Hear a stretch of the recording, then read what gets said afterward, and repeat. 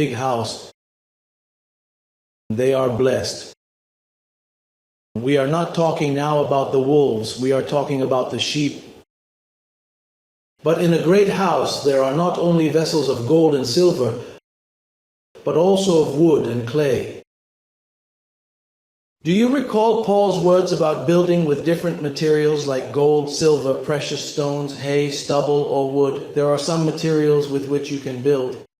If you build with gold and silver, then you have no false piety. Now those utensils, it says some for honor and some for dishonor. There are blessed ones that sometimes lend themselves to things, and they are still vessels. It says, now comes the application.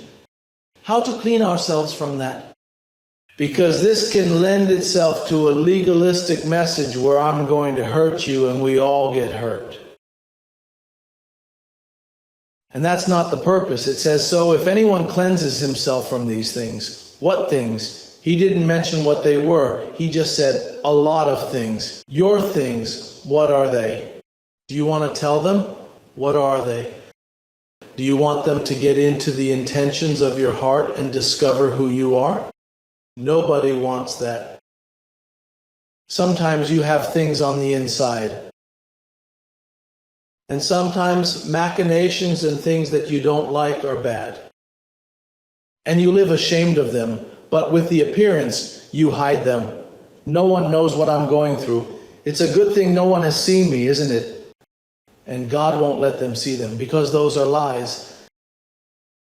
That's not your true identity.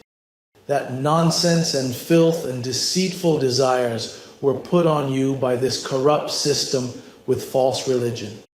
It is religion that damages our minds. This is the temple of God. And this temple has been contaminated by the Catholic Church, by the Protestants, by all those people who have false piety. They have damaged your life, they have hurt you, and then you suffer a lot of things, and you stand there ashamed, nobody sees you. Sometimes you walk like that. Look, oh my God. But that's not your identity. You are a beautiful angel. Paul says you are a treasure in an earthen vessel. We are treasures. We are precious angels. And no matter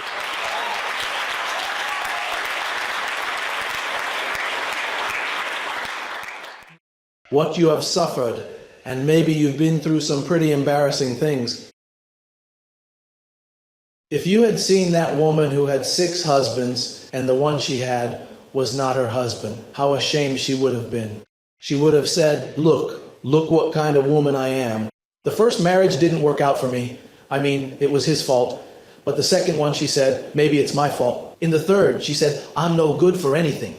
It's the 4th marriage, she said, there's something wrong here. And on the 5th, she lost his shame. And in the 6th, she said, I am trash. I am the trash of this society. What's more, she moved away from her parents so she wouldn't see her uncle and aunt because she felt so ashamed. However, that little sheep, there was Jesus of Nazareth. The one who lives here now, in this vessel, who was there back then. He was with a crowd, and he left the crowd and said to the disciples, Peter, I've got to get out of here. And Peter said to him, how are you going to leave? Look at the crowd. Even the mayor of the city came. And he said to him, yes, but there is something more important. I have to go to Samaria, but that's far away. Peter, will you please me? Yes or no, because I have to go to Samaria. And there he met a woman, the Samaritan woman.